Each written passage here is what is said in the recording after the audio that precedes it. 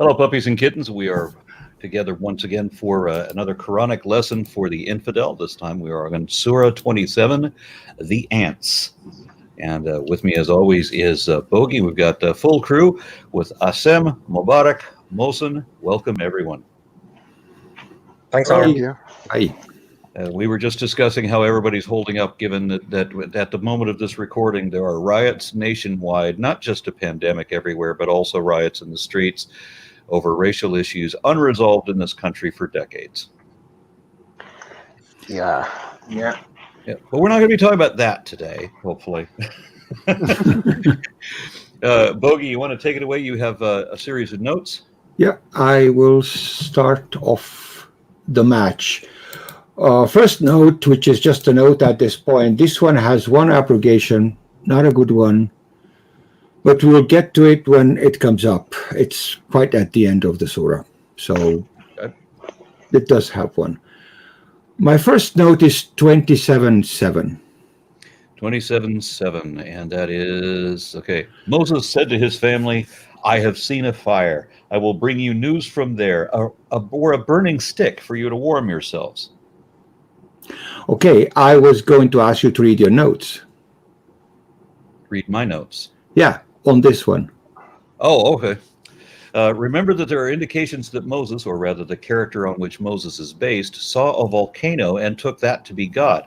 Some, like Professor Colin Humphreys of Cambridge University, say that the burning bush should not have been interpreted as shrubbery, but as an eyewitness description of a flammable gas erupting from one of the fissures at a volcanically active site. That would explain how the bush was blazing, yet it was not consumed. I like that much because it does fulfill the requirement and it does have a rational way of explaining what went down there. Many Muslims understand this as a miracle, to be as a miracle, a green live bush on fire and getting greener as it burns on. It's a common imagery presented to young people learning the Quran for the first time.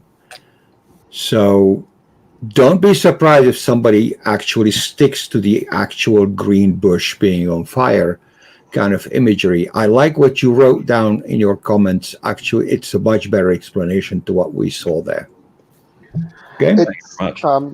If I'm going to add something, is that yeah, generally, like in Islamic scripture and in Islamic conversations, like coming up with a naturalistic explanation for the story almost never comes up.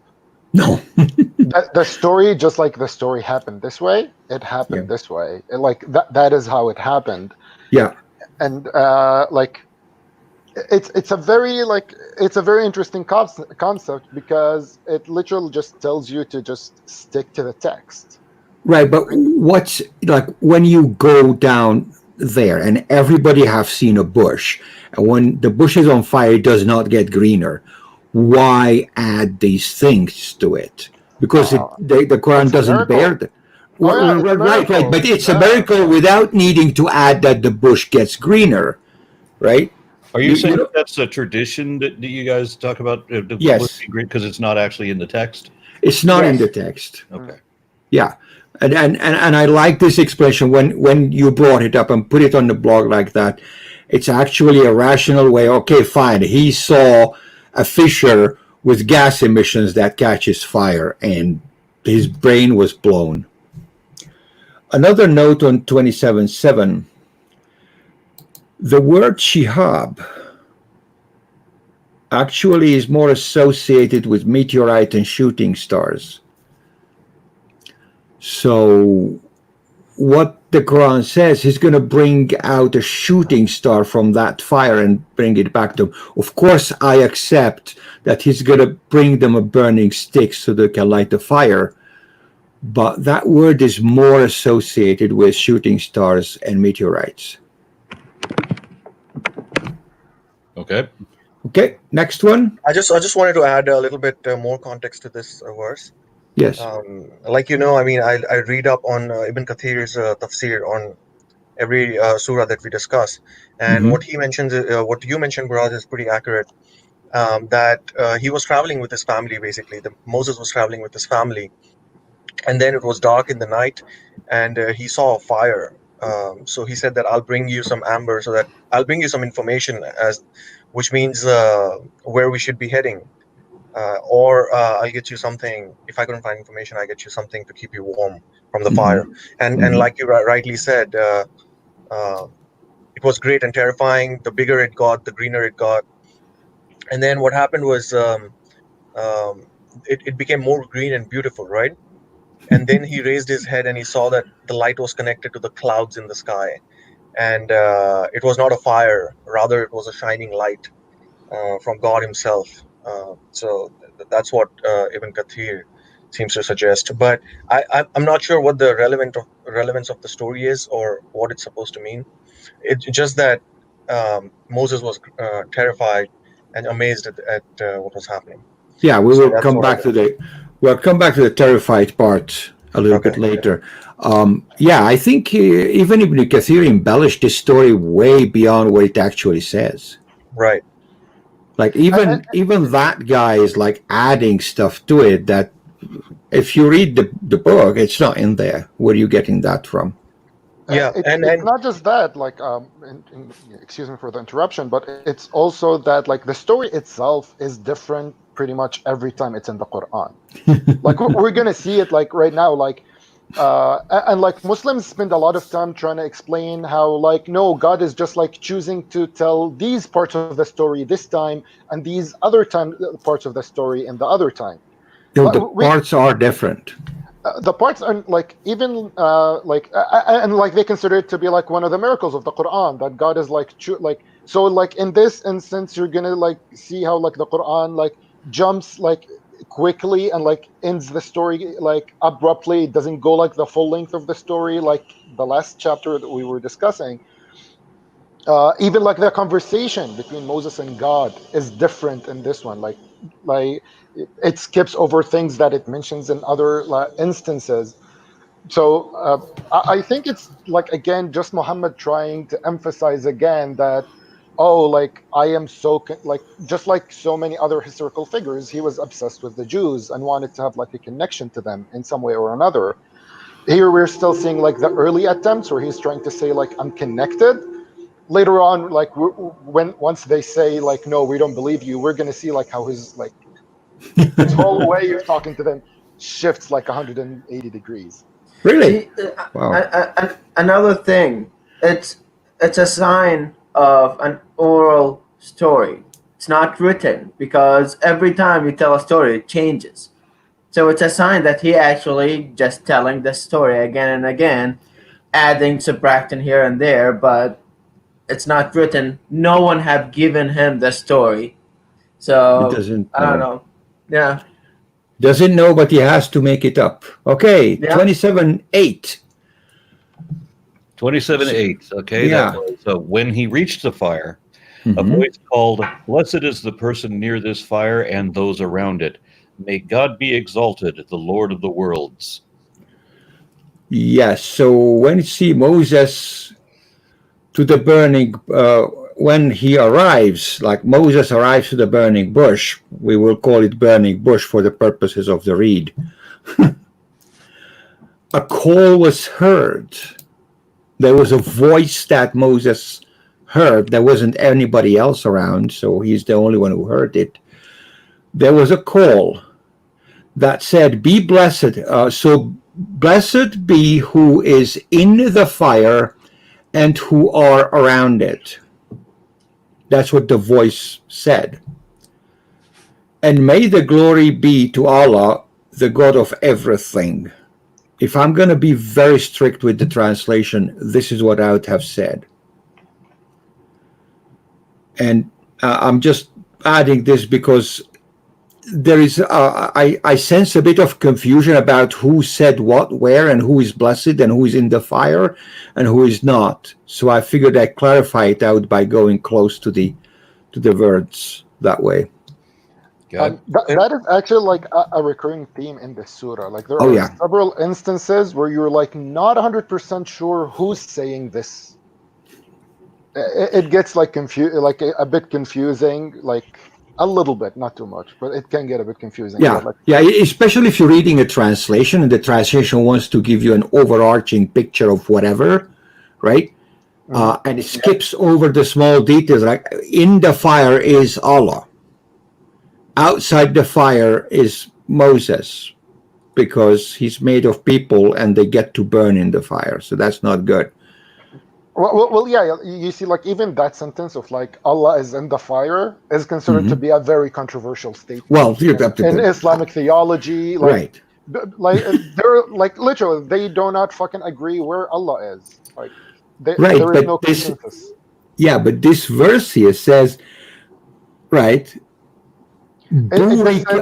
Burika men fil nar, right? Yeah. Men is a personal indicator, right? It's Yeah. a personal indicator. So who is in the fire? Who? Yeah. Well, it wasn't I Moses. agree. It wasn't Moses. Again, I'm with you on this. Like, Yeah. it is like again like a confusing statement where you're like, I'm not really sure what this means. Well, it says what it means. I mean, I'm assuming those who wrote it spoke Arabic fluently, at least. If they said, "Blessed is the one in the fire," well, and who is there? God and Moses. That's it. It sounds like Assam maybe has another point that he's trying to get to.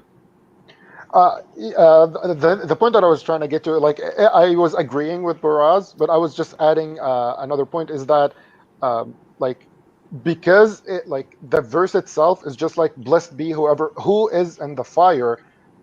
Like, the verse doesn't really specify it. Someone can come up and be like, oh no, it means that Moses was the person in the fire, and the fire was like magical that didn't burn him. And nobody can like come up with like an actual argument from the Quran to contradict that understanding. I actually noticed this when I was reading it, because I was reading multiple versions at once, and there is some confusion. The footnotes from Abdul Halim was noted that's confusion too, as did a couple of others. Yeah. Yeah. Okay. Next point.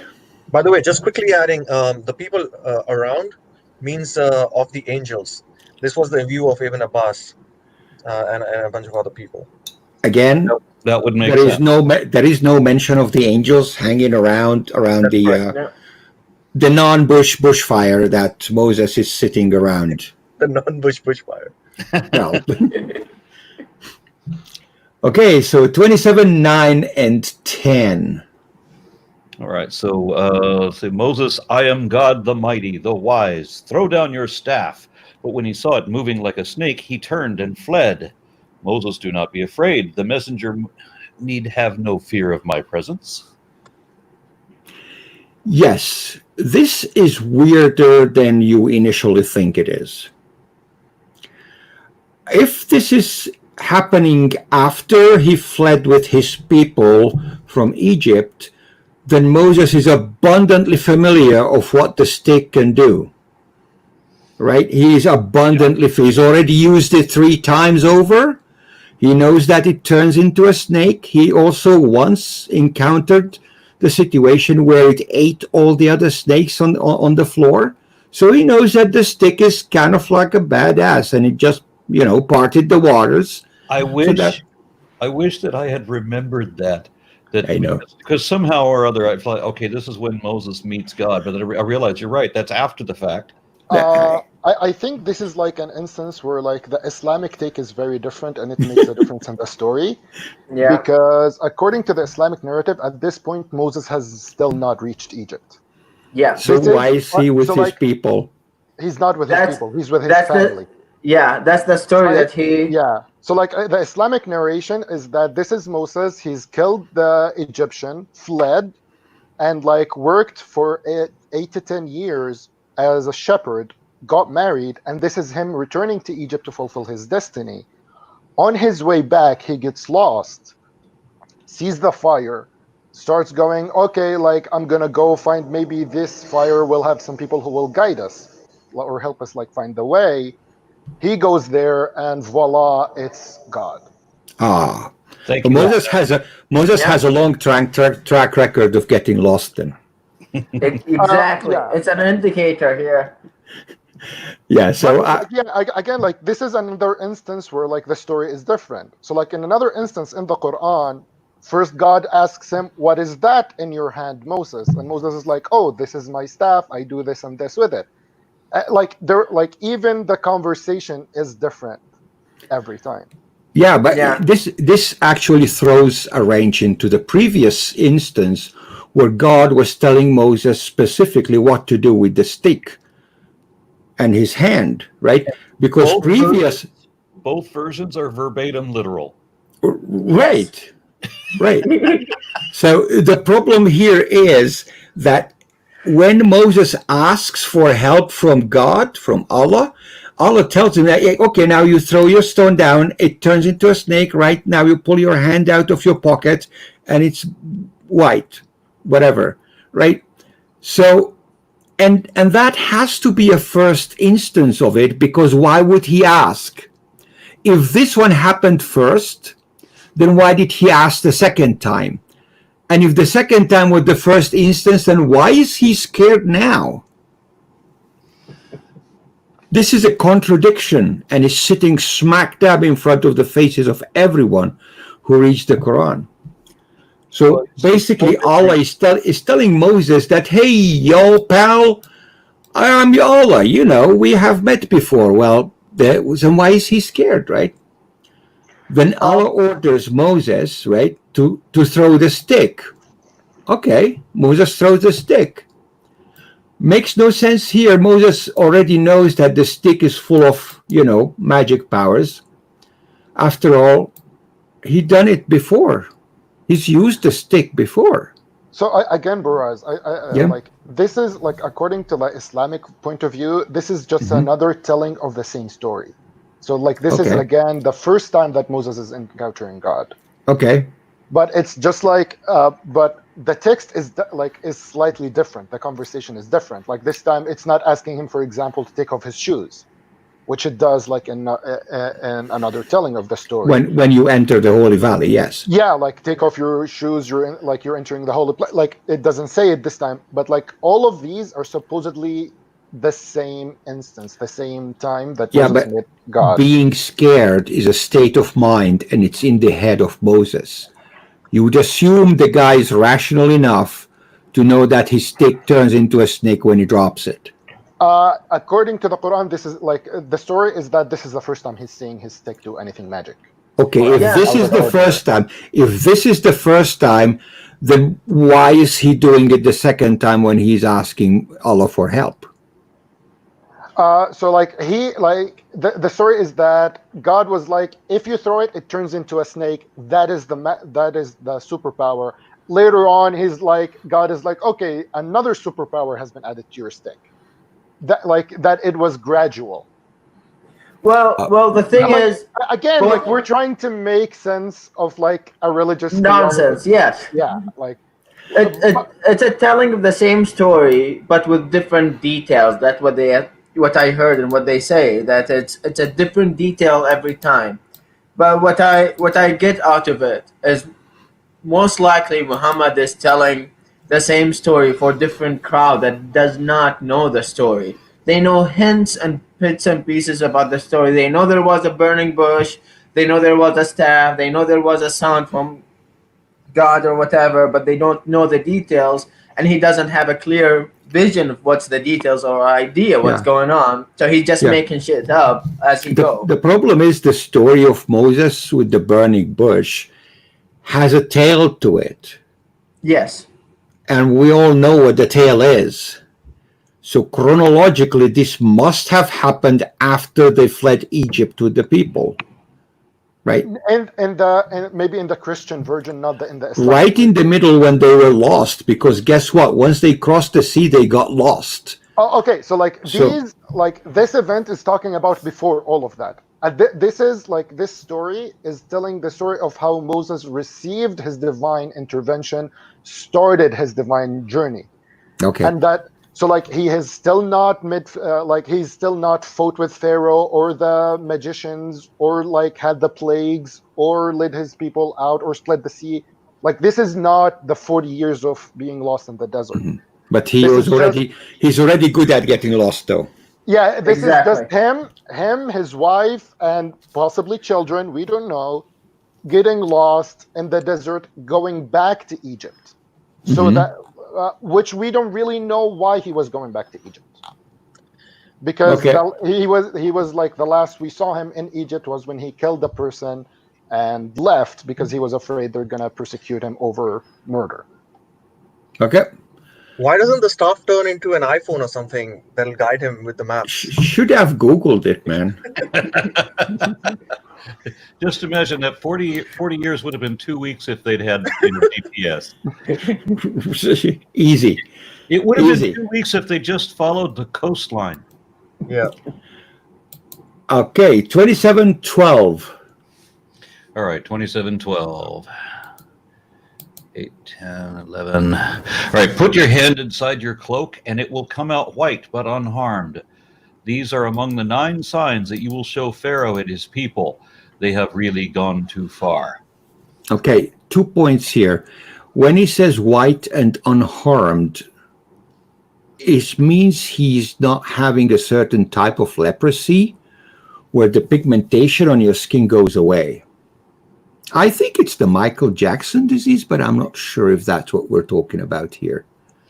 Yeah, I can't find any consensus on what the hell the white hand means. No, and I would There is ask none. some magicians in the crowd.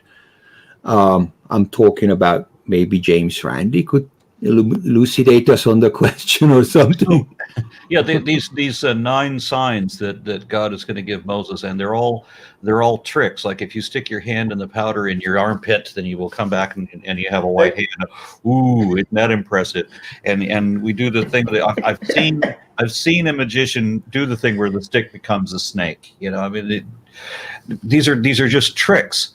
Why doesn't God just like show up in the sky and say, "Hey, Pharaoh, let my people go," and then be done with it, right? Big thundery voice, man. It Because works See, every time. again, yeah, the again, Islamic argument against that is that if God showed in the sky, then it's all over. Like I think we'll come to it like at the end, like about like the story of like the end times and like what sets up like how like there is an idea in Islamic theology that if God gave you too many signs, then like you've already failed the test. see, again, the 9 number. I don't. At least for me, it's an indicator that it's someone that heard something about the story. They know there was 9 plagues or 10 plagues going on, and there is something. There is some indicator to the number, but they don't know actually the story. They didn't know there was plagues, but they say, "Oh, it's miracles. It's the 9 miracles," because that's the way that they got it. Mhm. Again, it's Yeah, and yeah, there are like other verses when he like mentions al jarada wal qummal wal dama yeah. like Mhm. where it mentions like the different plagues like that God sent upon like the Egyptians. I like Yeah. the Gerard. I like the Gerard specifically. By the way, Ask That about my the white brother hand, about them. He likes them too. at least Ibn Kathir's opinion is that that it came out white and shining as if it was a piece of moon or a flash of dazzling light. So that's what he seems to suggest. okay. Now, what is the translation in the opinion of all you Arabic speakers? Is this pale or is it light? Is it white because of pigment or is it white because of light? It just says white with no blemish or no Or flaw. no, that's not it's not a disease, but it's white. And the only thing I can reconcile this with is again that pigment loss situation, which is a disease, and which would probably be recognized at the time. What it sounds like to me is that he stuck his arm in that old-fashioned deodorant. Stick deodorant that turns white. You know, Yeah. But Could be it. I think you make a Could good be it. observation, by the way, that why does he have to hide his hand or put it in a hole of his cloth or garment or something, right? I mean, clearly there's something going on in the background over here. Why can't he Yeah. just like put it forward and it turns? Moses is a magician. There's something there. And he's very bad at getting lost. And by the way, these are the 9 signs, right? His staff, his hand, the years of famine. The sea, the Mhm. parting of the sea, the flood, locusts, lice, frogs, and blood. I mean, and like you'll see in the stories ahead as well, is that there is absolutely no um, attempt to reason with people in order to sort of like show them the sign and have an intellectual conversation or something. Like there's always some sort of fantastical uh, magic sort of thing going on, and I don't know. I mean, I guess like you can try to reason with people. It, It's so it's the same. inefficient. Yeah, God it's the doesn't same. God doesn't say anything himself. He finds some random lunatic, finds the most questionable person he can find, and then gives them these ridiculous challenges. And then you're trying to save people, right? There's people's lives going on. So you have years of famine. And this is the efficiency with which God works. That'll teach him. It just gives you like an indication, that God and His prophet are on the side of famine and plagues. Sure. It's the same thing that preachers, like street preachers, do. You know, they will start and shout at people. They will not argue or even discuss anything. And I have my entire interaction with ministers and people who have been stood like standing on the pulpits and talking. Imams, the same thing. They will just dictate. They will tell you what to do, and if you don't do what they say, you are doomed and damned. And it's the same thing again. I'm not gonna argue with you. This is the sign. If you don't like it, go to hell, or exactly go to hell. Actually, Exactly there. Okay, 27:13. 27:13 now, right? Read your notes. Oh, you can read the verse too. All right. So, but when our enlightening signs came to them, they said, "This is clearly just sorcery," which I think we just demonstrated. Then my notes were, "Can you blame them?" Oh, wait, I'm technically talking to God here, and yeah, you definitely do blame them, even though they know better, and you admit that this is actually your fault that they don't believe your staged tricks and sorcery. Yeah. Why should Yeah. anybody believe a magician? Like, even decent magicians will tell you, I'm going to fool you. So watch out, you being fooled right now, and everybody enjoys the act. It's also like there is a point of it that like God is kind of like failing at what He says that He's doing best. So God Yeah. says that He wants to guide people, but He keeps failing at sending like either a text that would blow everyone's mind, that they would be like, oh, this must be divine, or a sign that is so obvious that everyone would be like, oh, this is like too obvious. God keeps failing at doing like and providing all of these things that would provide a proof that this is actually something divine. Mhm. Now, everybody here on this panel, you did once believe the Quran, right? Yes. yes. But did you believe that you were told the Quran, or did you read it and it made sense to you? That's a difficult question for me. Like you start off with the idea that this is the holy text. This is like what God is trying to tell you, and whatever wrong, like whatever problems that we're in, like there is this idea, like among like a lot of religious Muslims, is that whatever problems that we're in, it's because we're not implementing God's rules and God's religion perfectly or correctly. Which I think like a lot of religious people from different religions share that like same idea. And like for me personally, my journey was trying to find out, okay, then like there are all these different interpretations, let's find the accurate one. Like let's find what really God's rules are and like what is He trying to say. So for me, reading the Quran was just a practice of, okay, God is talking to me, what is He trying to tell me? Yeah. Well, in my case, I'm from Saudi Arabia. We studied the Quran in school from first grade, and it's one of the first lessons you learn. And I saw my parents and even my old grandmother, that my grandmother doesn't read or write.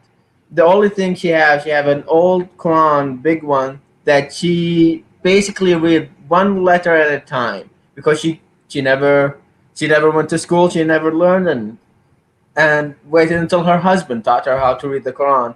So there was this image in my mind of this thing, because all the elder, all the my grandparents, my parents doing it. There is a value for it. So I didn't know in the beginning, but then reading it, I did believe it because I thought, well, it's God's message. It must be true. There is no way it's not true because God have said it. And not until I actually came to the United States and then start looking, oh wait, there is a lot of bullshit in this book. Yeah, and like seriously, I was one of the things that I always was like thinking about before coming to the United States is to read the Bible because we're talking about Christianity and the Quran and the Judaism too, but there's just one side story and I'd like to get the other side. So when I read the Bible, I was like, wait, there is a lot of things in the Quran that is not in the Bible. There's a lot of things in the Bible that's not in the Quran. So the story is not full yet. And then I came to understand that it it's actually there is some traditional stories that is not totally accurate. They might be myth or legend that just got stuck in the Quran because someone have told Muhammad about them. Like that the thing about Solomon having genies working for him and getting the ability to control the movement of the wind. Yes, flying carpet. Yeah. So It is. for non-Arabs like me, right, it's a very interesting situation that happens. Most non-Arabs, and they're the majority of Muslims, by the way, if you consider Yeah. India, Pakistan, and Indonesia, they form the majority of Muslims, and none of them can really understand Arabic.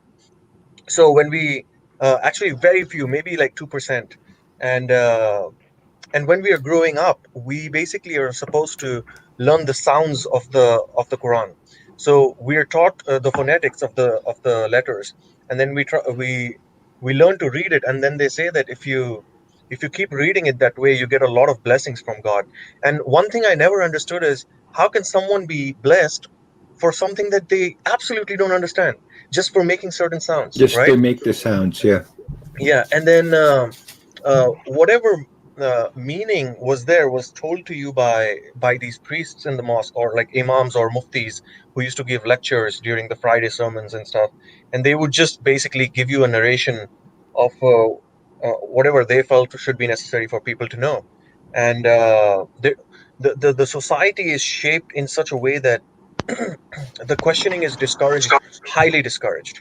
And so in that phase, you basically never ask questions. You just believe that, oh, I have to go and pray on Friday because it's a very important thing because everybody around me is doing it. And my doubts uh, initially had begun because I used to love playing chess and music, right? And then both are haram in Islam, so they're forbidden. And I never understood. I'm just playing chess by myself and trying to learn some moves. And so that began Playing my journey. chess is haram? Yes, that's Chess, correct. yes. Yeah. I'm surprised to hear that. I mean, I knew about the music thing because there was a popular musician in the 1970s who Cat converted to it. Steven. Yep. Yeah. Yeah. And So so I was in an argument with a Muslim that I was working with who was telling me how sinful music is. And unfortunately, it was when I no longer knew him that Cat Stevens went back and performed live music again at a Muslim event, which confused the hell out of me. And I wish that I could have shared that with this guy that I knew. And I'm like, oh, look at that. Cat Stevens playing music to Oh. Muslims. yeah. Yeah, he's kind of like a loose end Muslim thingy.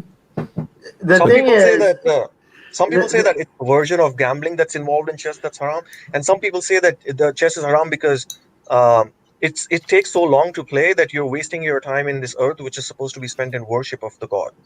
And yes, that's that's Ali.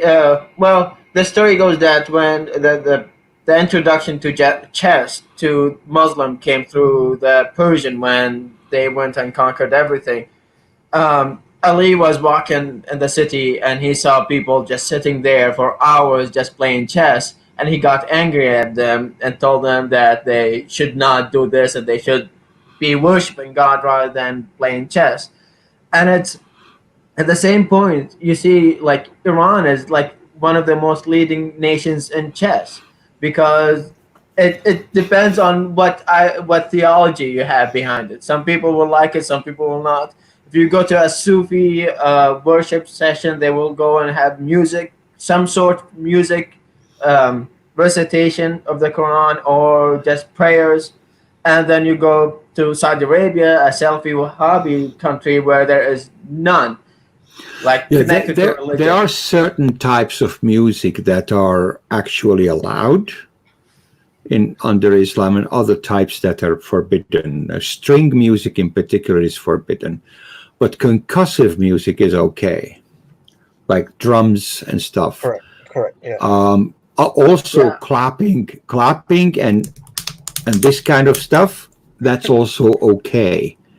So what's wrong with string music? It's the work of the devil. You just can't do it. So this is and this is long before they invented metal, Yes. and already there's the devil's music. Yes. Totally. Yes. Yeah, it's right there. It ended up on the devil's hands anyways. Oh yeah. Like there was like a common like hadith that like a lot of people will of course now argue for that it's not correct. But we grew up with the hadith that if you listen to music, your punishment on the day of judgment would be that God would pour molten lead in your ears. So That would be a bad Apple earphone if that happened. Would also be too heavy. And one thing I wanted to add about here is that, have you noticed like the apologists are always saying that, hey, you can't even read Arabic, so you're not allowed to comment, you're not a scholar on Arabic, or you're not a scholar on the Quran, and people have spent their lives studying this, and so your opinion is meaningless. But yet they're okay with so many people who are non-Arabs or who don't even understand Arabic, and they following Islam, and they're proud about that. They're like Subhanallah, and Yeah. which just shows you that gullibility is actually held in high regard. Yeah, it is. Next one. 27:17. Solomon's hosts of jinn, men, and birds were marshaled in ordered ranks before him. And when they came to the valley of the ants, one ant said, "Ants, go into your homes in case Solomon and his host unwittingly crush you." can I just bring us back like a couple of verses back to number 14? Because I think that verse is like one of the most important ones in this surah. They denied them in their wickedness and their pride, even though their souls acknowledged them as true. See how those who spread corruption meet their end. Yeah, and like this is like the gaslighting that the Quran uses a lot of times. Yeah. And they they believe it. They know that the Islam is true. They know that Muhammad is the prophet, but they're denying it. So like all of us in the eyes of Muslims are people who know the truth but are denying it because of like something in their like they're hiding in their souls. That's my precise objection against using the word kafir, by the way.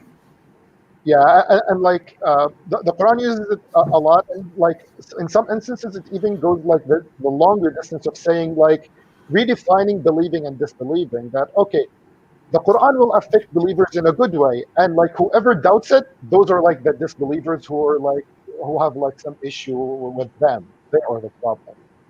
The Quran keeps doing that with like gaslighting the reader that like if you are not affected by this, it's your issue.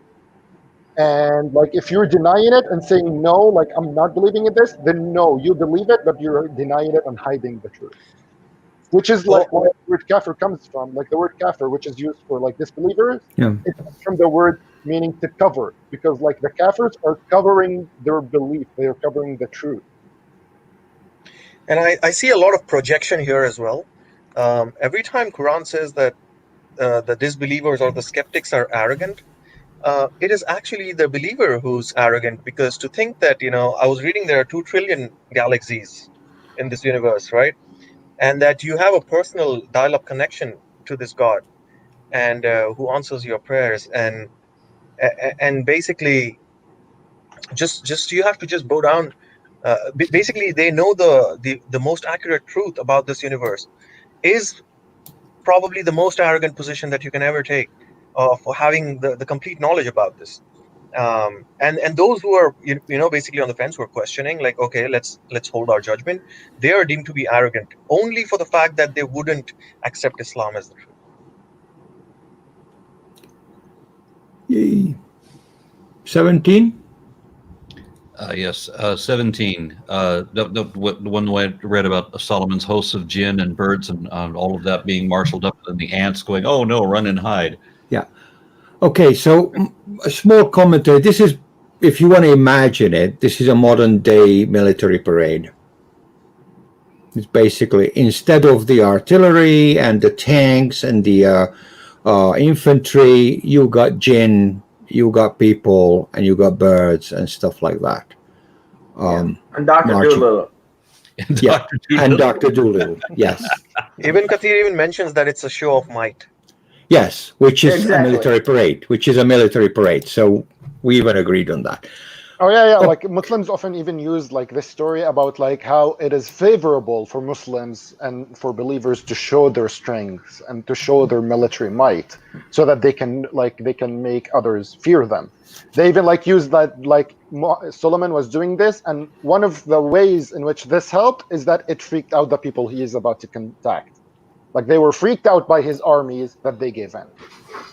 Now, Solomon is one of those people that was so broadly popular in multiple mythologies that there had to be a real person that this was based on.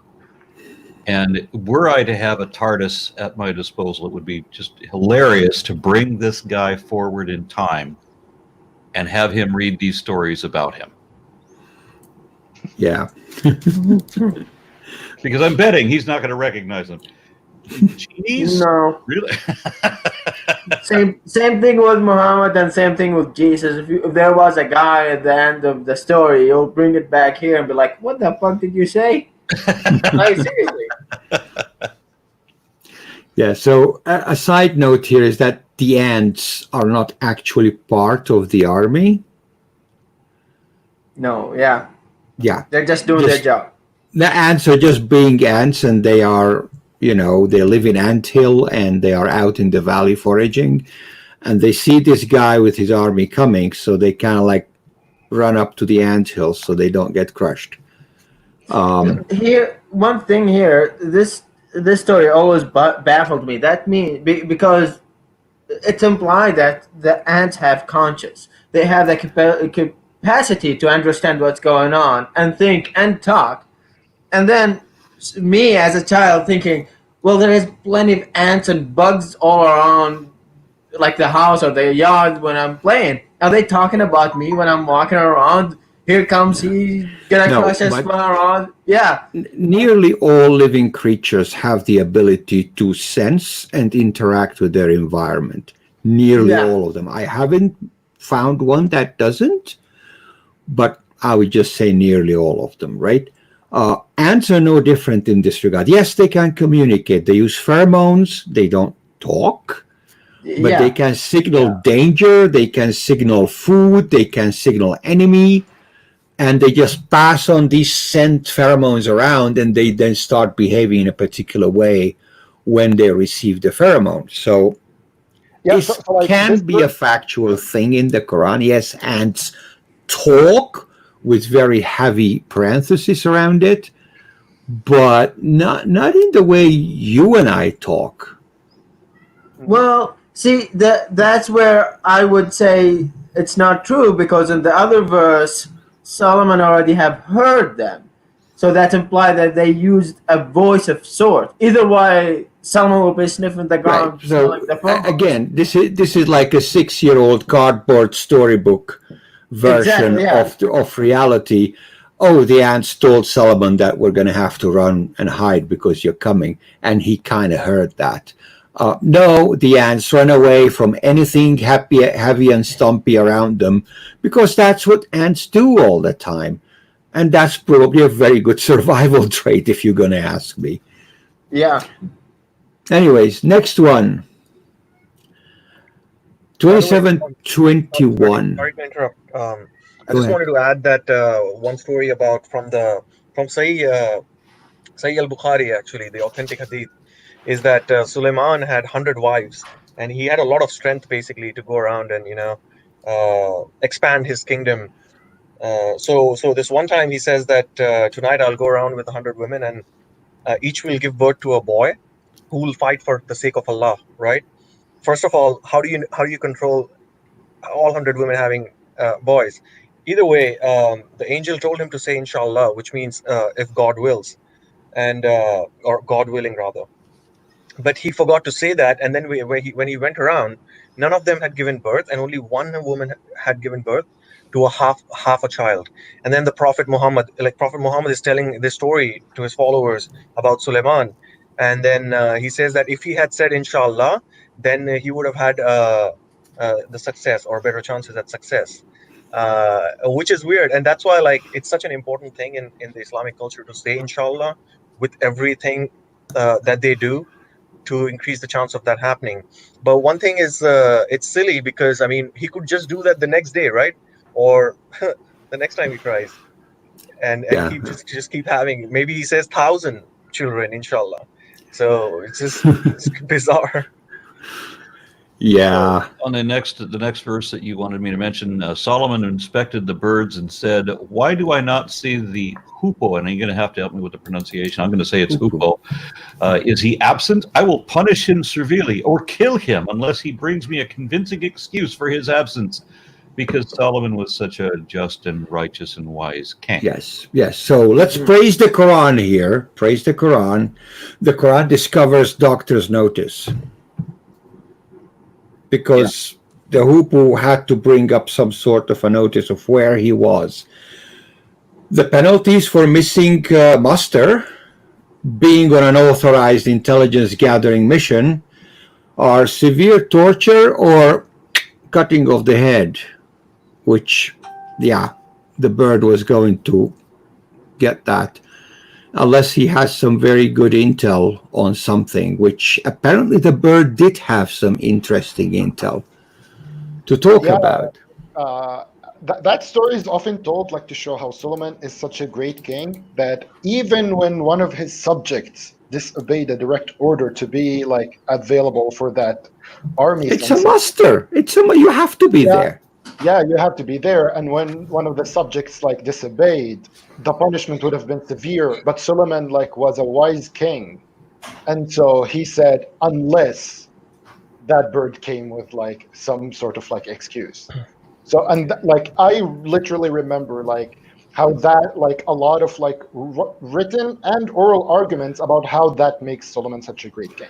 Yeah, I'm wondering if the basis of a little birdie told me this and that kind of is based on this incident. I don't know. Maybe it is. Maybe it isn't.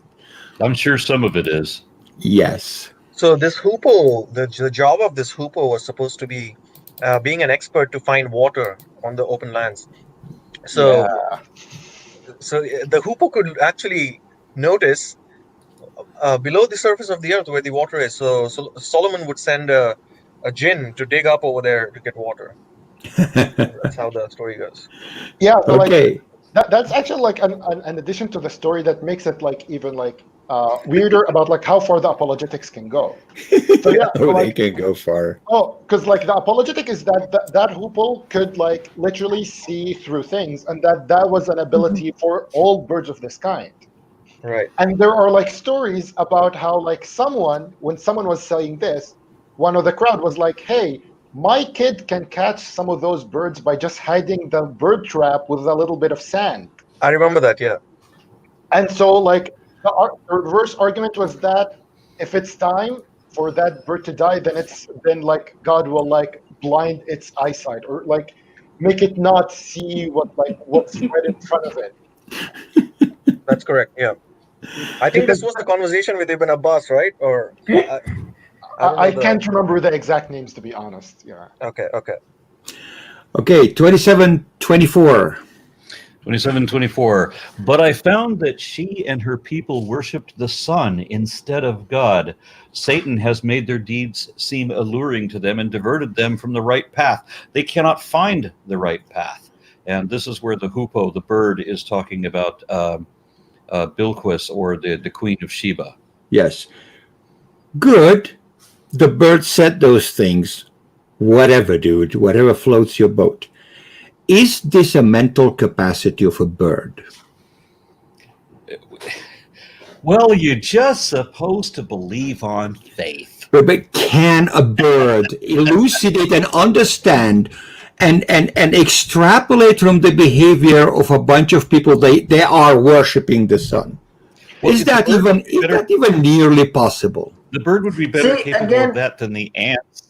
Yeah, see, again, that's where it's like, are they actual, like, do they have mental capacity like human do? And I don't know. Now I'm living with 2 cats and 2 dogs, and I see their mental capacity is not even close to what human have. Now, And, just think like, about yeah. it. That bird has a brain size of, I don't know, a nut? Like, tiny, okay? It's got to do everything. Correct. Everything has to happen in that brain. It's got flying, it's got navigation, it's got talking to other birds, it's got reproduction. Everything has to happen in that little nodule of brain matter. And you're going to believe that this bird can understand from the behavior of people that they're worshiping the sun. I'm calling bollocks on that. Yeah, of course we're going to call bollocks, but the Islamic view is that all animals and all beings are all praying to God at all times. And so, like, the Islamic understanding is that all animals are praising God. Like, all birds, when they're chirping, they're praising God. Trees are like, when they're like, when the leaves are hustling, like, that's praising God. And so, like, when that bird saw a group of people doing something against its quote unquote nature of praising God, it was so surprised and had to report it to Solomon. To the point of all things worship God, the word alamin is all things, and the bird is part of that alamin, so it has to be worshiping God. Oh yeah. Like, there's even like another verse that says, like, all beings, like any bird that like flaps its wings, or any animal, are all just like nations, just like you. And like, but like, the more interesting thing is that, like, I feel right now like the Quran is going to do a very disservice to its own arguments, because it's going to show us 2 styles of governance, and then like it's going to favor one that is like not the one that you would really want to favor. Like, it's going to show you the 2 styles of governance, and then it's going to favor the shitty one. Yeah. 27:31. 27:31. And that is, do not put yourselves above me and come to me in submission to God. And that What's is where the word? Solomon is sent a letter via the bird to the Queen of Sheba, commanding her to be submissive to him and to surrender her reason to him in his castle. Yes. The word that the Quran uses here is muslimin, and it means in submission. So when somebody says Islam, it's a religion of submission. And Exactly, like I mentioned earlier, is that there is no attempt to reason here either. I mean, No, you all just he says submit. is, don't be exalted against me, but come to me submitting as Muslims. Yeah. I mean, Don't why? even How? argue. How does that even work? And Yeah, You have to crawl as low as possible and come in submission. Yeah, because like the Islamic argument again is that this is not only just a king, this is a prophet king. So like that person has a connection to God, and therefore whatever that person decides has to go through. And like we can like even like later we can see that when Muhammad started sending out letters to the kings and like rulers around him, his letters were pretty much the same argument: become Muslims and join me, otherwise it's all on you. Yeah. exactly. Yeah. And Ibn Kathir says the same thing, like come in Islam or come with the sword. And this just shows that there will be consequences if you don't, and this is totally contrary to what the apologists say about like Islam being spread by the sword, right? The attitude over here is pretty clear that if you don't join us, then you're against us, and then we're going to come for you. And this whole show of might is just supposed to show that.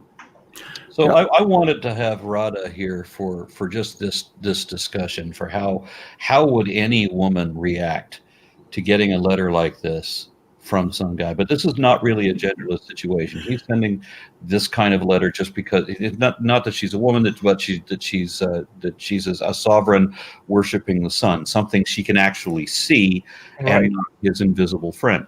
So I'm thinking, as a king, I am told by my advisors that we have a mighty military force, and I get this letter from this crackpot, and I'm just going to toss that. I'm not going to send gifts.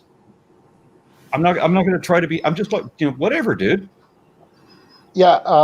So, first of all, the point is that, again, it's because he's a prophet, he gets to do whatever. The second point is that, like, there is kind of like in this story there is a lot of like kind of folklore things around it that are not 100% accurate, but you can kind of take it to get like some context. And one of those is that the gift was a test. Because like the test to see if he's a king or a prophet. That a king would have accepted just the gift of like taking money and leaving them by themselves, because kings are after like luxury and that kind of stuff. Whereas if he was an actual prophet, he would reject it, and like his goal would be to like spread his message rather than to take things for himself. Again, Okay. that's the Islamic rationale. I'm not saying that that is my point. But Yeah. The thing is, I love studying history, and then I call bullshit on the entire story, because we know historically the kingdom of Judea did not expand any further. And if we think about it, there is like dozens and dozens of kingdom, tribes, different people living between Judea, Israel today, Palestine, and where Sheba is somewhere either Yemen, between Yemen and Ethiopia. So it's like this. There is a lot. Egypt is still there. The Kush is still there. The Arabs are living in Arabia with their tribes, and talks about that. I'm just gonna send. Wait, you didn't know? Actually, there is the trade of Africa coming through. Like Abyssinia, like the kingdom of Sheba, it's coming through to you, Solomon, sitting on your throne. That's why the whole story of the contract, I could see it as a diplomatic interaction between two kings. But the thing that he never knew about this kingdom, and it's new news to him that there is a kingdom that's worshiping a different god. Oh, wait, let me see. The Hittites are north of them. They were not worshiping Yahweh. The Greek crossed the sea, and it's like all of it just like saying bullshit, bullshit, bullshit for me. And it baffles me how far from history and reality it is. Well, not everybody got to talk to birds. So, by the way, this is an interesting thing because Muslims can just reject history. They can just reject science as well, and Well, they they can reject do. reality in itself if it goes against the Quran. So what I mean to say is that I know a person, right, from my extended family, and we were discussing just evolution and how we could have evolved. And then he says, "Well, does it say in the Quran?" And then I said, "No. I mean, this is just general findings of like biologists and stuff." He says, "If it's a man-made book, it's false." And I said, "Well, if the book says that the Earth is round and it's written by human, does it mean it's false?" And he said, "If it doesn't align with the Quran, it's false." Basically, he has one book and that's it. And it just mind boggles me as to how someone can reject everything and anything. And the fact that that doubt is coming to your head means that shaitan is working on you. So I've been trying for a long time to get a believing Muslim onto this podcast, because I want to hear from somebody that still holds this belief and thinks they can defend it. But I can't find anybody that does. I mean, I've contacted the IERA a number of times on this. They've assured me that they will find somebody to talk about this, but they don't, because they are very good at their anti-science their apologetics arguments, but they're no good at actually defending the text itself. Mm-hmm. Yeah, I fully agree with that notion. Yeah, like even growing up as a Muslim, we learned the apologetics with the text. but like we never really discussed the actual text. What does it mean? It just means what we said it means, and that's it. And this is the question of epistemology, because I know I've heard like uh, one of the apologists who has limelight these days. He said that knowing what he knows of the Quran and its literary structure and the beauty and the poetry, and it couldn't have come from a human being. Now, given that fact, he would believe anything, even if the Quran mentioned atrocities for human beings. Um, he would believe that that was the right thing for humanity because of the literary miracle, and that is why they reject. I mean, they would believe, yes. I mean, if Solomon talked to ants, yes, he did talk to ants in a way that we don't understand, and Allah knows best. This is a very irritating line that they always use. Is Allah knows best? Is because if basically nobody knows when they say that. Uh, it's Yeah, just yeah, a reflection. yeah, exactly. Yeah, like if the text says it, it happened. We don't know how. We don't know why. Like they even say it about like more controversial verses. Like for example, the verse that says that God sat down, Yeah. and you're like, wait, how did God sit down? And they're like, we know he sat down. We don't know how. Asking about it is you trying to like start trouble. Yeah, I want to No, throw a don't question ask in there real about quick. God. I've been told that Muslims do not interpret the Quran literally like Christian creationists interpret the Bible literally. But I'm hearing today that there are some who do. Oh, there's I majority that actually do take it. But from coming from Saudi Arabia, everyone I know, and the way we were taught in school, it's that the Quran is 100% correct and accurate and literal. So, any idea? The only time one guy was a teacher of Arabic language, he said there was some words in the Quran that not Arabic, and that was the first time, the only time ever.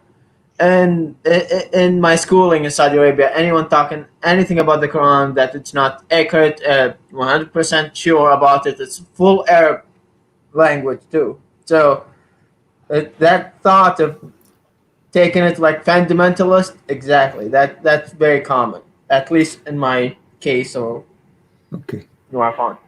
Quick note 2734. 2734. Bear with me one moment. All right. She said, whenever kings go into a city, they ruin it and humiliate its leaders. That is what they do. But I'm going to send them a gift and see what answer my envoy brings back. Okay. I like this verse. This verse is very popular even today, and it's used when some big honcho goes and visits a disaster area or a small village that has a construction going or whatever. Sheba is a very wise woman. Not only she asks for advice regarding the message she receives, she says, it's going to be bad if this guy comes over here, so I better do something to keep him away. I think these are signs of very wise people that will think that way. Say, I know I don't want to let this guy in here. Yeah, I want to believe that she was very wise too, but Yeah. the rest of the text kind of overturns that. Yeah, we will get to that. I was about to say that, like, Muslims actually use these things to say that, oh, look, even the wise queen, when she saw Solomon, she followed him. It's like, disappointing. I mean, this is the movie that has a disappointing ending. Okay? The story of this series is a movie that has a disappointing ending because she should have done far better knowing what is capable of. Okay? Sheba 2739. This is going to be funny. Oh, by the way, before that, I just want to have a quick point on 37. Mhm. Notice the language here, right? Solomon declares war on Sheba, or Sheba, however you want to pronounce it, and he says, "We will drive them out from. We will drive them out from their in disgrace, and they will be humble. So basically, not only they want to defeat them, but they want to humiliate them, and all for the fact that they look at the sun and worship it, right? And there has been nothing that has been said about her kingdom. There needed to be no other reason, Mohsin. Right. But there needed to be no other reason. Let him say. Yeah. Go ahead. So she seems like a wise woman. The Quran doesn't mention any practices that they do are pretty outrageous. It just Solomon is just upset that they look at the sun and worship them. And this is what I try to tell them when even in today's times, shirk, associating partners to God, is a bigger sin than even murder or rape or anything like killing a child. Even associating partners to God is a bigger sin than all of those things. So I don't know this obsession, this jealousy of associating partners to him, because an all-powerful being shouldn't care. Yeah, an all-powerful being wouldn't care, and it wouldn't demand our belief, and it wouldn't demand it would not want to be worshipped. But anyway, getting on to the next verse, this is when Solomon says, "Counselors, which of you can bring me her throne before they come to me in submission?" And the powerful and crafty genie said, "I will bring it to you before you can even rise from your place. I am strong and trustworthy enough." But one of them who had some knowledge of the scripture said, "I will bring it to you in the twinkling of an eye." And I want to know how a genie gets more power by having some knowledge of the scripture that hasn't been written yet. It's not the genie. Not necessarily a genie, yeah. I see two tenders here competing against each other. The genie, who can bring the throne across before the day is over, and the guy who knows the scripture, who can do it in a blink of an eye. So this was not a genie. No, it's ultimately, probably at the end of the day, it was the guy who brought the throne over. If the Quran is written by God, why do we have so many discrepancies that we can't tell who is saying what or who is doing what? It's a miracle. Yeah, it's a miracle. That is literally what is said. When you ask why is it not clear here? It's a miracle. This is when you ask why is it not clear who did what here? They're like, this is just God telling you this is God telling you a story in a story-telling style that you've never seen before, of skipping parts of the story so you can just he's just telling you bits and pieces, and you finish the story in your own head, and that is part of the miracle of the Quran. Okay, so can it be a genie that said that? It can be. It just says the one who has knowledge of the scripture or of the book. It could have been another genie. It hasn't been written yet. It could literally be anything sentient, according to the Arabic language. See, here again, the mythology of the Jewish people comes again. Because what the story goes, that this person, whomever, if it's a human or a genie, had knowledge of the actual name of God. The same thing that's why the Jewish, they have a lot of reverence for the name of God. And because if you use it, there's a lot of powers in the name of God. So this guy, who might be a human being who could bring it faster than what a genie could with its own power, with the power of God, could bring the throne with a blinking of an eye. Yeah. So this is a competition. We see the tenders. The genie said, "I'm going to bring it over before the end of the workday for the king," because kings would sit on the throne in the morning and would stand up and leave after the day for the business is done, right? I mean, that more or less customary, right? So basically the genie was offering that it will be here before end of day, like same day delivery, right? But we don't know, somebody else, whether that was a genie or not. I would contradict the genie, by the way, because the jinn doesn't have knowledge of the sacred text. Remember, they would be thrown with stars if they tried to glean it prior. Yeah, so they would not have had knowledge of the sacred stuff. So that would be somebody else. So this was the prophets. We don't know if jinn, we know very little about them. Yes. And a lot is open to interpretation. So a lot of people say, oh, we don't know if jinn actually have prophets, the same way that human beings have prophets. Yeah, but Muhammad is definitely a prophet for everything, so he would be a prophet for... Muhammad is for everyone and everything, yeah. Yes. He's the guy for everything. He's the control A guy. So the best. Ibn Kathir says that Ibn Abbas said, and Ibn Abbas is a highly respected authority, that this was Asif, the scribe of Suleiman. So he was basically the scribe who used to write uh, Okay. the prophet's message. Asif, Asif is called Asif ibn Barkhal. He That's is, correct.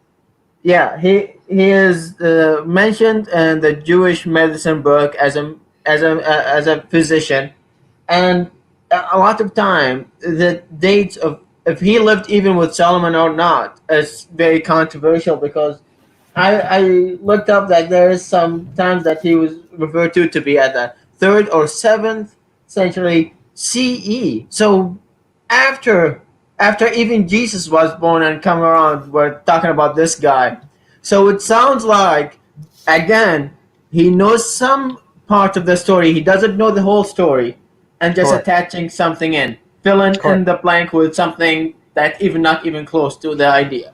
And this is the thing, right? Like these people have spent their entire lives and are the highest, most respected tafasirs, or rather the exegetes, and they couldn't even like come to conclusion about some of the things, it Yeah. seems.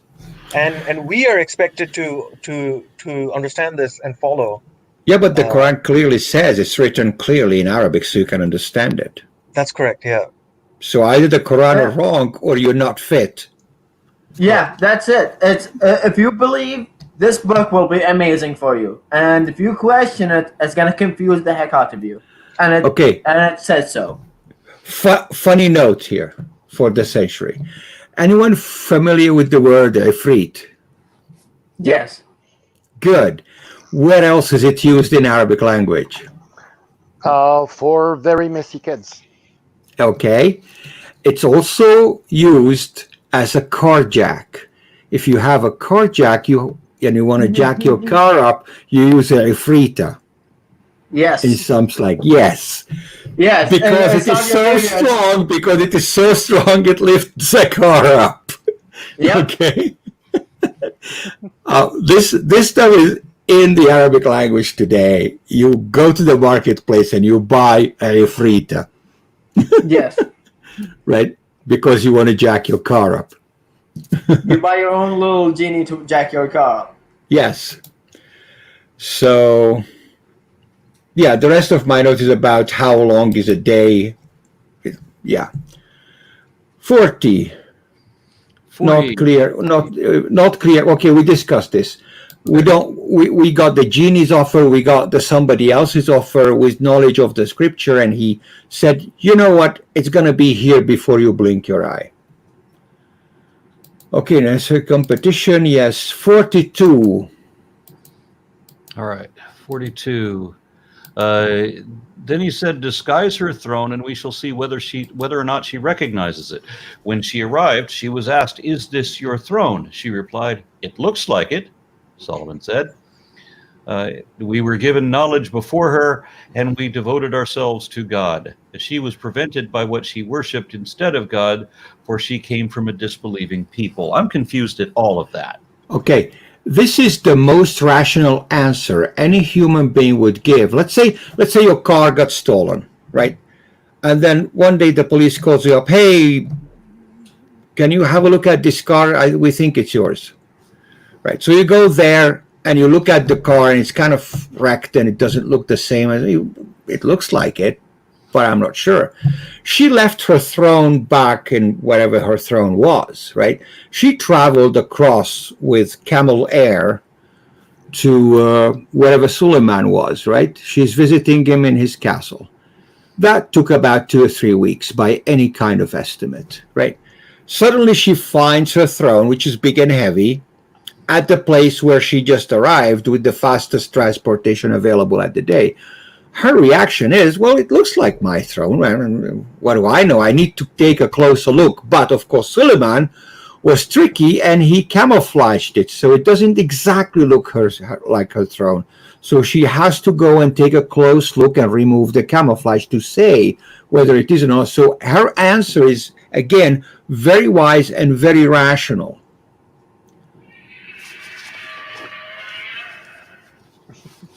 What was that? A dinosaur? That was my phone. Oh, It's a Godzilla ringtone. oh, cool. So that is a very rational answer. And 2744 is the anticlimax of this surah. All right, let me say, what will you say, 44? Yes. Then it was said to her, enter the hall. But when she saw it, she thought it was a deep pool of water and bared her legs.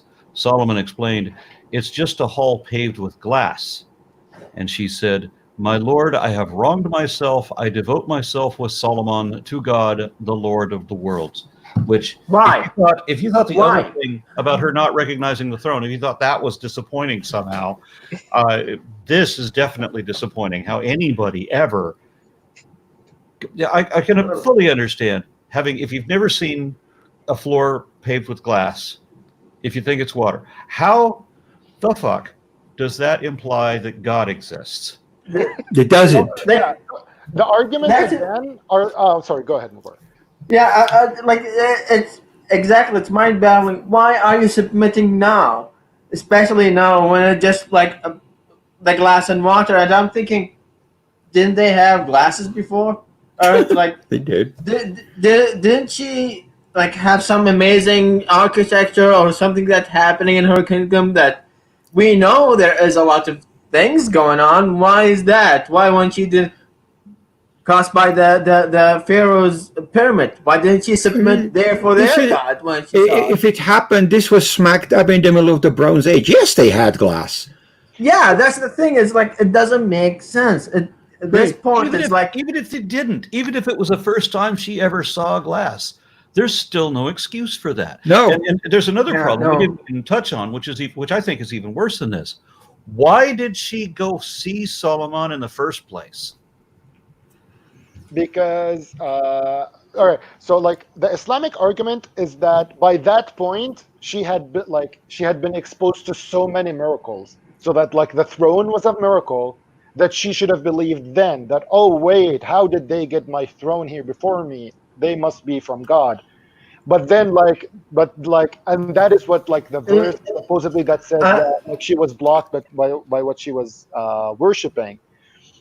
But then when she saw like the glass miracle, she was like, oh, this can only be done by a prophet who has like a connection to God. Why did she go So- there? Because she was so afraid of his big armies that he was like showing off and he was threatening with. And he was like, yeah, you either come to me in submission or I'm coming over, kicking you out of your own towns and killing you. Yeah, again, in like my mind, it's always you guys in my pointed out earlier, there's no negotiation, there's no rationalization, Yeah. there's no reasoning. Yeah, I'm yeah. sorry. Again, like like the Quran gives you two styles of governance. A guy who just like takes a position, sticks to it. I'm gonna kill anyone who comes in like in my way, and another person who goes around like asking for suggestions. Some sort of like democracy or like of some sort, or like at least negotiation about like what to do. Tries to reason and to reach out with like reach out to other kingdoms. But then she's shown that no, that was the wrong thing to do. She should have just followed like asshole guy who was telling her to do whatever. Yeah, and I apologize, Mubarak, for talking over you just a moment ago. Do you remember the thought you were? Well, kinda. I think about the style of government. The most Islamic country today, it's Saudi Arabia, because the king is exactly acting like Solomon, and in the Quranic verse, his words are the law. Yeah, the king doesn't have connection. There's with God and stuff like this, but it baffles me that whenever people talk about Islam, especially in the West, talking about democracy or human rights or whatever, no, we don't see that. There is no record in the history of Islam, not until the 1800, that people actually start thinking, oh wait, maybe we should give humans some rights. Because before that, all the kings, all the things that happened, the king is the law. And we see it now in Saudi Arabia, where a lot of people are just get incarcerated, and because they want some change. You look at the record of Saudi Arabia on democratic level, it's just abysmal, and it's just crazy. So, are you trying to say that Islam didn't give women rights 1400 years ago, like more than what we have right now? We can literally see that from the story we're seeing. Yes. That women in the area were queens thousands of years before Islam came. And then Muhammad says the people who pick a woman as a leader, they will be failures. And this year we look and we find that every country have a woman as a leader are successfully dealing with a COVID-19. And like, here's another slap, Muhammad. Yes. 2747. 2747. This is just an interesting cultural reference. Go ahead, read it. Okay. They said, "We see you and your followers as an evil omen." He replied, "God will decide on any omen you may see. You people are being put to the test." Yes. So this is a brilliant example where the translation loses everything and gives you just an overarching idea of what the heck is going on. It literally lost all the detail here. You're not even seeing the picture. It says Tyrakum and Tyrana. My birds, our birds, and your birds. These people divine the future by releasing birds and watch them how to fly. And that's what the argument is in this verse. Yeah, so like this verse is often used as proof that Islam gave up on all this, believing in omens and stuff, because Arabs had that. Arabs would like let a bird loose. If it went right, then they would consider it a good omen. If it went left, then it would be considered a bad omen. Yeah. And like basically what they're telling their prophet is that we've like flown our birds and they went left, and so we're not going with you. Yeah. And he's like, no, don't believe in that. Your birds are just like God decides whatever, and like don't believe in the birds. Right. So there is bird divining in this verse, and it's completely lost to anybody who's reading the translation. Anyways, next one. 57. All right. Let's see. It's Lot. It's Lot's story. Just we switch context here. It's Lot.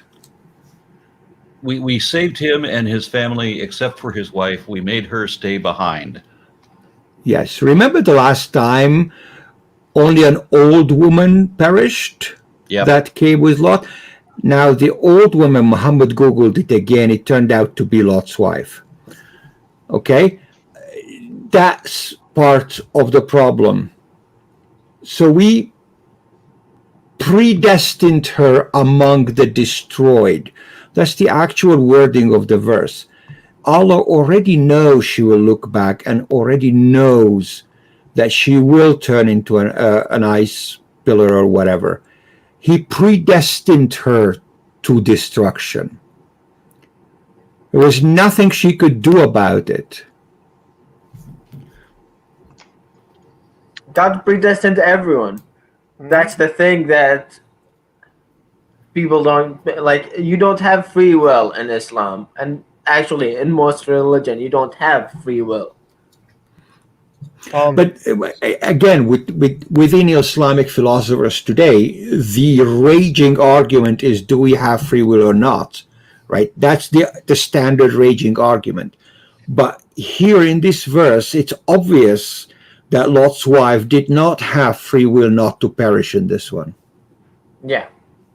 By the way, a quick note on 55 before this. Aaron, you mentioned that he offered the underage daughters to a rape mob. Yep. I'm not sure if that's accurate account of the Islamic version of the Lot story, unless someone else knows better.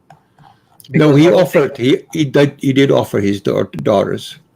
Okay. Not in this account. Not in the previous account. Before he got drunk and molested them himself, and blamed them for seducing him. Yeah, so That- that story is not in the Quran. That's Yeah, That's correct. not in the Quran. That's That part is not in the Quran. Yeah. That was Yeah. too much.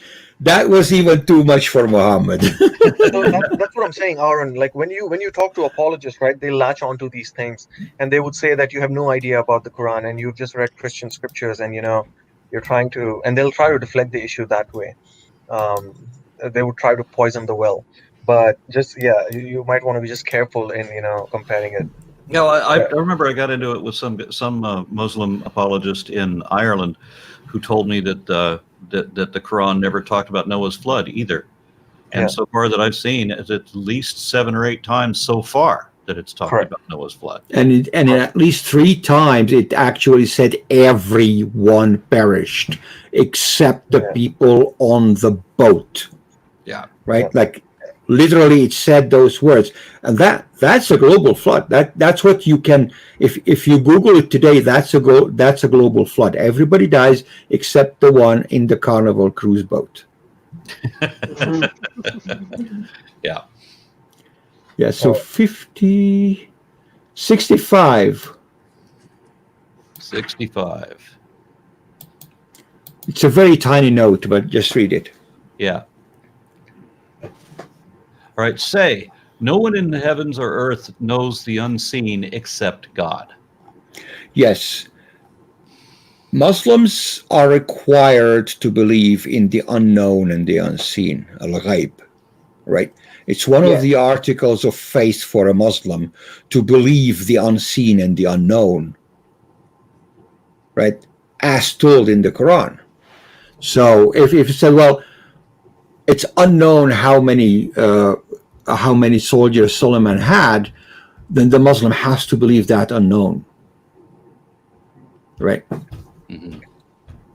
Just one verse before that, if you notice, 64, who is it that creates life and reproduces it? Who is it that gives you the provision from the heavens and the earth? Is it another God beside God? So this is again a false conclusion, right? Because it doesn't have to be God. And secondly, have you noticed that anytime that the Quran is trying to give the proofs or the science, it always asks this question. So it's an argument from ignorance, basically, and nothing else. And a rather poor one is that look around you and question, like, who is at all of this, And because you don't know the answer, it's me. And like it even uses it in a very like I think very tricky way here. Like it starts by listing natural things, and like like these natural things, it's Allah. These natural things and Allah, and then like it goes a step further in this one 65. Oh, the things that you don't know about, if Allah is like the one who knows it. Oh, and you know what? I'm telling you that Allah is telling you that there is gonna be an afterlife, which is like it goes into like in the next couple of verses. Like it switches that like these things by Allah, and Allah is also telling you like about this afterlife. Like keep that. So believe in the afterlife because you believe that God is the one who brings down the rain. And also, there's a tendency to look at investigative people as sort of in a condescending way. So, for example, science, right? And they would talk about like how science is empirical. These people are like blind men trying to find a black cat in a dark room, and they know nothing, and they're just basically once they get to a point, they will conclude that they will come to terms with the Quranic knowledge, which is far superior than this. So let them do their work. Basically, these scientists will keep talking, but eventually they will realize the truth if they knew it all. Yep. Yeah. So if you want to get your PhD quick and easy, just say Allah did it, sign the paper, and submit. You will get your PhD immediately.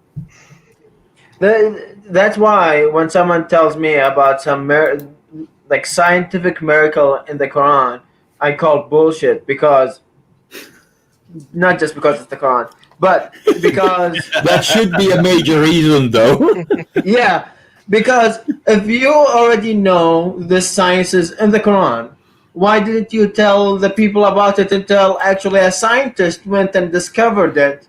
Now it's a miracle in the Quran. What, before that it wasn't, or what? What is it? Like, No, does it have to be an miracle, independent Mubarak. scientist? It was Look a at it? hidden even know miracle. about God hadn't released the time for it to be known yet. Yeah. Yeah. God is still hiding all these secrets, and like whenever they're revealed, we'll start seeing them in the Quran. That's how it works. Yeah. I've been seeing messages in these WhatsApp groups where they say that Islam predicted coronavirus and how to handle the quarantine situation in the Quran, basically, or basically where there's a hadith from Muhammad which says that, you know, if there is a disease in some land, don't go to that land, and if there's a disease in that land, don't go out of it. Yeah, but that he has another like, hadith that says there is no infection. That infection Yes. doesn't Yeah. happen. Yeah, no. No, but the other thing is the rules of quarantine was established since forever. People figured this out 10,000 years ago. If you got 6 people in the village, dude, don't go there. I mean, Okay? imagine my pain when I see that. So when someone actually said that locusts have been said in the Quran, like India was dealing with some locust situation right now, and it says that Allah has mentioned that locusts would be sent. So they actually think that before Allah mentioned this, nobody knew what locust was, or Yes. like locust. You know, I mean, it's just phenomenal. In fact, one of the very close persons to me, and he's a teenager. He's growing up. He asked me like, is the world 1400 years old? And then instead of telling him like no, whatnot, I said, why did you ask that question? He says, because my mom told me it's 1400 years old, and my teacher had told me that it's millions of years old. And then I said, so who do you believe, you know? And he says like, but she's my mom, right? Like, I don't know who to believe. And then I told him that you should investigate this further as to you know, what is the real truth, because both of them cannot be right. So it really depends on, like, people will believe that it's 1400 years old, the world, because Islam came into it. Even though there is no reference in Quran about this, obviously, or Islam in general, but I mean, you know, I want to show the power of indoctrination, whether it's Quranic or whether it's, you know, by parents or society. It's not just that, Mohsen. I think like there is also like a part of it is that people just give up on even trying to seek any further knowledge. Correct. Like right now, we like almost all Muslims that I know believe that the world was created in 6 days because it says so in the Quran, but like they cannot come up with any explanation onto how that fits in with our current understanding of physics or our current understanding of the world. They will just tell you God made it in 6 days. We don't understand those 6. Right now, the argument is that we don't understand what the 6 days are. What's especially confusing about that is, I mean, Saudi Arabia made its fortune off of fossil fuels. They have to know better. See, yeah, exactly. It's 6 days until it comes to oil. It's not until it's 65 million years. Yeah. Yeah. So, anyways, 27. Sorry, yeah, go ahead. Go ahead. Move on. It's a distraction. Yeah, 26, 27, 67, 68, and 69. It's a short note. All right. Their knowledge cannot comprehend the hereafter. They are in doubt about it. They are blind to it. So the disbelievers say, what? When our forefathers have become dust, shall we be brought to life again? We have heard such promises before, and so did our forefathers. Those are just ancient fables. Yes, and that is correct. That's a correct answer there. 69, however, says just by not believing, just by holding this very rational opinion, you are a criminal. You are what? You're criminal.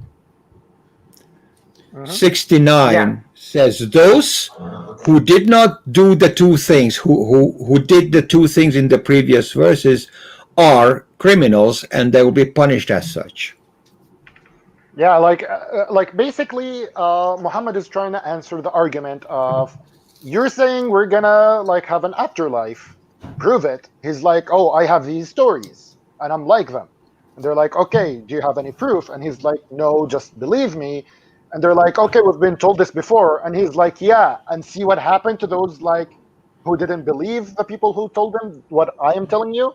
He's just like using all these stories as like a kind of like a game of like cloak and mirror and like the smoke and mirrors to like just confuse people from the actual point that they're actually making, which is a valid point. They're promising us these weird things, come with any kind of proof. And he's like, Yeah. Just believe me, or otherwise you're criminals. It's a circular argument. It's like, I'm telling you the story, you have to believe it.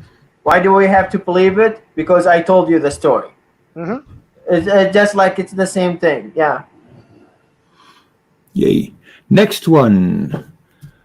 2775. 2775. All right, and that is, there is nothing hidden in the heavens or on earth that is not in a clear record. And this was before they discovered fossils. So I'm going to call bullshit on that one. Yeah. Yeah. Remember the book that has everything written on it before anything was even created? That's the book he's referencing here. Okay. Which can kind of maybe possibly be changed by prayer, but not really, because like even your prayer might be. Well, even the that prayer book. needs to be in the book. Yeah, because your prayer would be in the book that it Yeah. changed. So like, yeah, it's a There is weird. no escape. Yeah, So you don't have free will. That's been established. Exactly. According to these verses, yes. But we will meet other verses where we're supposed to have free will not to believe. And that's what I'm saying. This is a raging debate in the Islamic world since forever.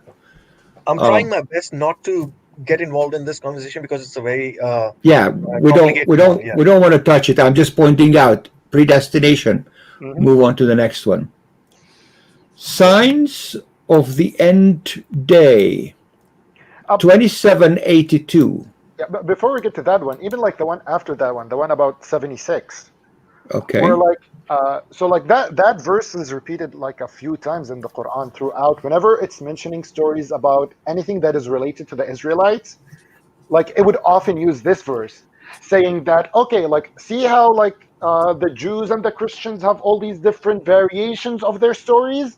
This is the accurate, like this is what I just told you. This is the correct one. Why? Because I said so. And just like Israelites, you have to believe me. Why? Because like I'm giving you like a clear answer to all the things that you don't have a clear answer on. Yes. So 82. Signs of the end day. When the verdict is given against them, we shall bring a creature out of the earth, which will tell them that the people had no faith in our revelations. Speaking beast. Talking beast. Yeah, this is a fun one. How did I miss that one? I completely missed that verse. I didn't comment about it. This verse is like very important because like for the uninitiated, if you see that beast, then it's over. You cannot repent anymore. That's Game over. Yeah, it's game over. That beast is alive right now. It's somehow immortal in a way, and it's gonna come out at the end of times, and like either it or the sun coming out from the west will happen, and whichever happens first, that means repentance has been closed. So this beast will come out, it will stamp believers as believers and non-believers as non-believers, that people will be able to tell from just looking at each other. Yeah. Again, with the sun coming up, though, it's not. I don't think it's mentioned here, but that's again talking about a geocentric system that actually the sun is revolving around the Earth, and that the beast that we don't know what is it, but it's coming again and gonna talk to everyone and mark them to be a disbeliever. And you asked Aaron that what happened before. Why don't God give us a clear sign? Because when He gives us a clear sign, it's the end game. It's gonna end for us when He starts giving us clear signs. Yeah. Like So, that point I is have- like if God gave you too many like hints, then you've already lost the game. Yeah. I have 2 points. I have 2 points to make on that.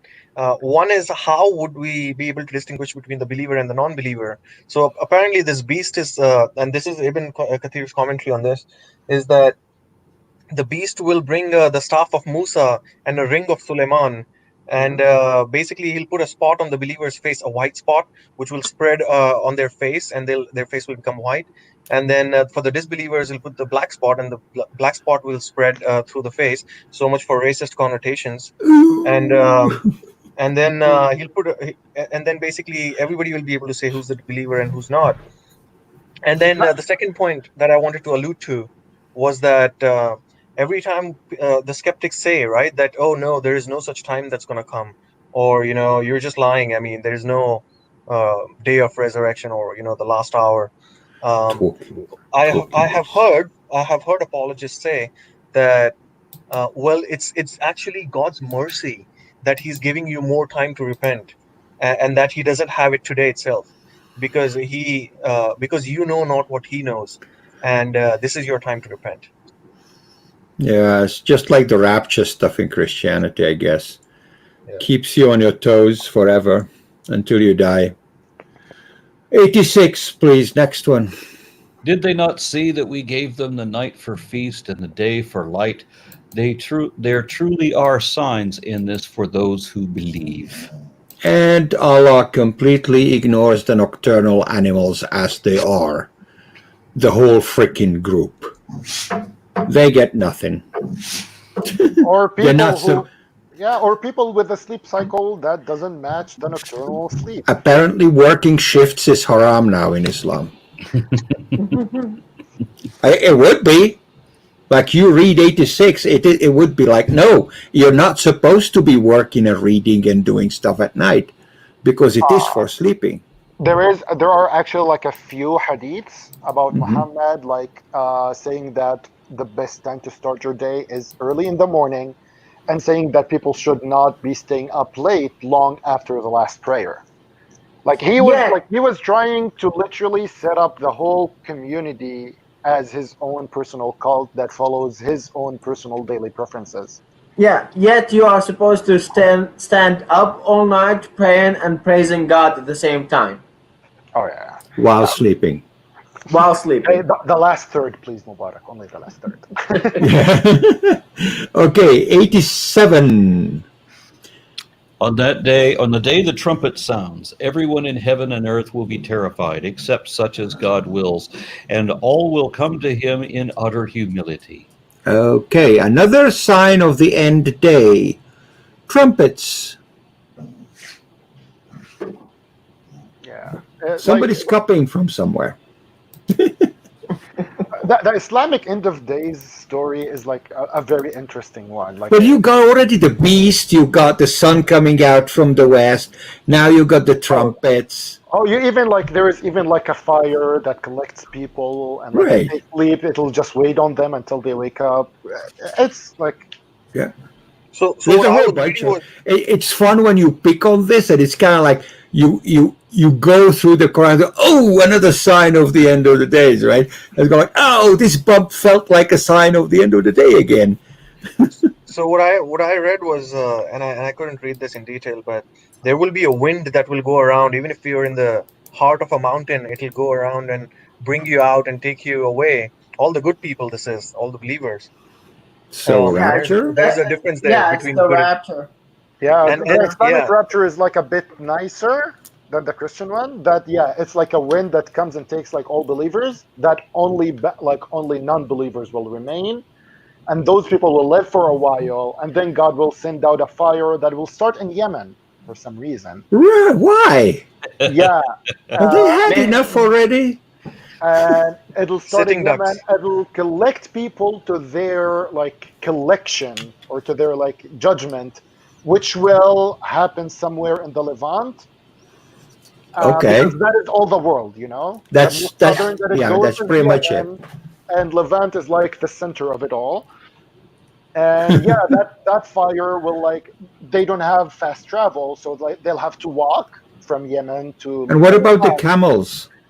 Yeah, they're not gonna be fast enough. Of course, They're like the no, we're not people, all taking any people to the hush. It's not just that. Like cars will have disappeared because the hadith even mentions about how the fire will wait on them until like when they sleep.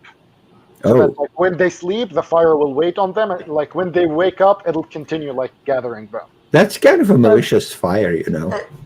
It reminds me of those old cartoons when they're like two characters chasing each other all over the place and not going anywhere. Is that the what is it called? Anyways, another sign of the end of the day. 88, please. Okay, that is. I was just on top of it and accidentally moved it. All right, so you will see the mountains and think they are firmly fixed, but they will float away like clouds. This is the handiwork of God, who has perfected all things. In another place, it describes the fluffing away of the mountains, like the fluffing away of the cotton. So when you harvest the cotton, you fluff it up to get rid of the seeds, right?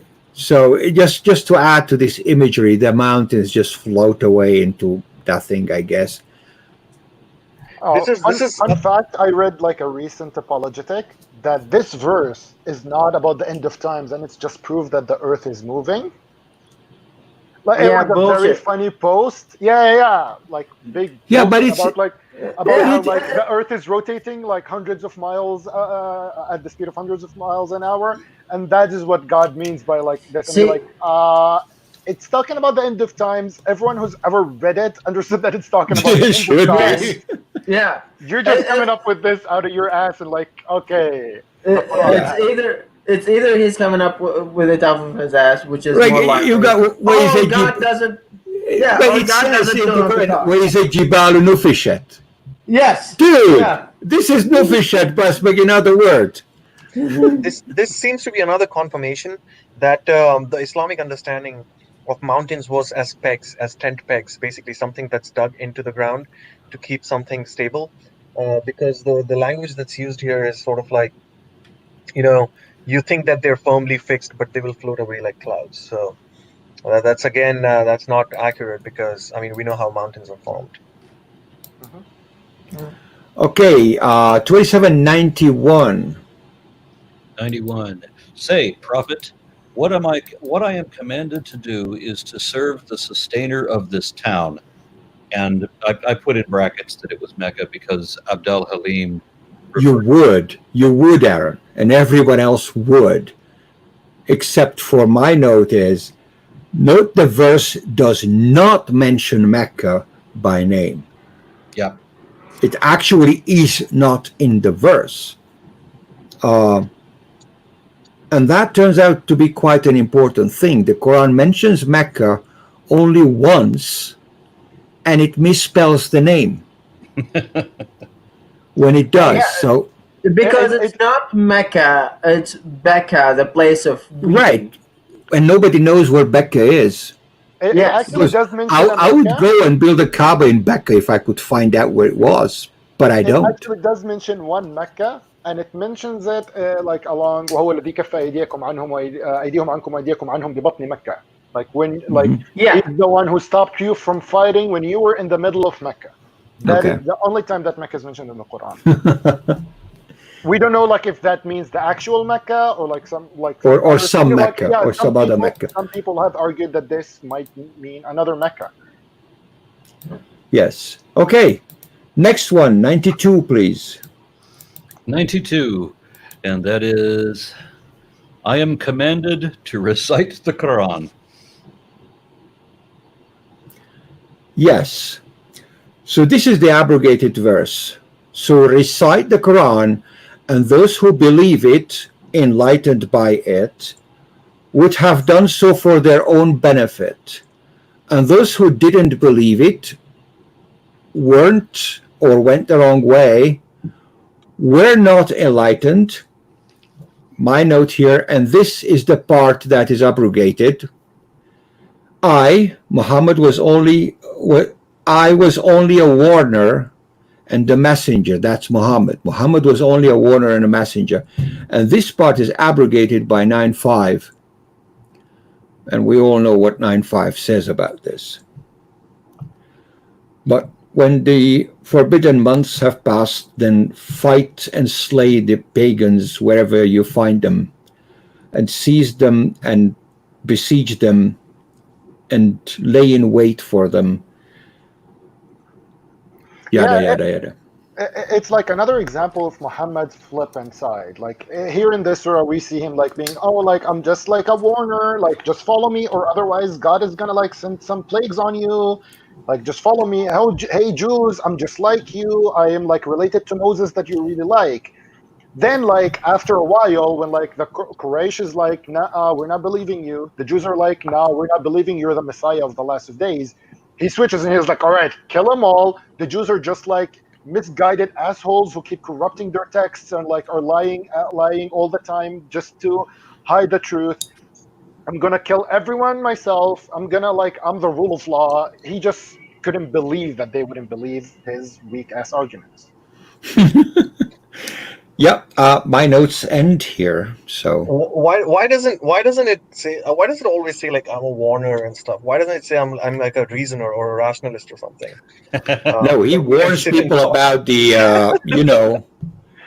because that is an The fire easier thing. way. It's an easier way to make people believe you. There are a lot of hadiths where Muhammad like would tell anyone who would come to him with a kid and ask him when is the end of times. He would often tell them, if this kid grows old, he will see the end of times.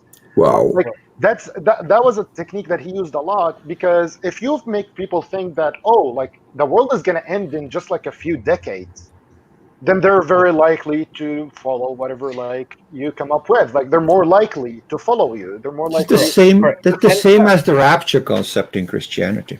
You can see it in pretty much any cult. Yeah. Yeah. And this is what my point is that the idea, even in Suleiman's story, right? The idea is to get as many followers, right, as possible. It is not an honest pursuit of truth, because if you're warning something, or like you're telling them like there's about the heavens, what they'll get in heavens, all the rewards and stuff, and it's a reward fear based system, and it's only designed to sort of get more followers, right? Like however you want um, to warn them or to scare them, but there is no attempt at reason. Someone would be reasonable if they came and said, like, look, I understand the limits of human capacity and human reasoning. Not everyone will be able to understand the message of God, but I'm here to reason with you anyway and try my best to make you understand. Right? Like that would I would say is a more true approach to this. Muhammad's approach was just that I have this amazing text which has amazing stories and rhymes, and therefore you should believe me. And anyone who Yes. doesn't believe me is like a misguided asshole. Yeah. Especially the Ifrit part. That's the best. All right. Well, I want to thank everybody on the panel once again. I think the conversations went very well. I'm very, very happy with having this group of people here. I wish I had a believer in there, but it's not entirely necessary. That's fine, and I'm happy with all of y'all. So thank you for being on, and we will do this again in I guess a couple of weeks' time. Hopefully. And thank you again for like hosting this and like continuing this series. I think it's a very important like platform and like an important discussion to have. We need to have more and more of these. Absolutely, and I'm really glad you said that, because I feel the same. Yeah. Thank you. Yeah. I agree, of course.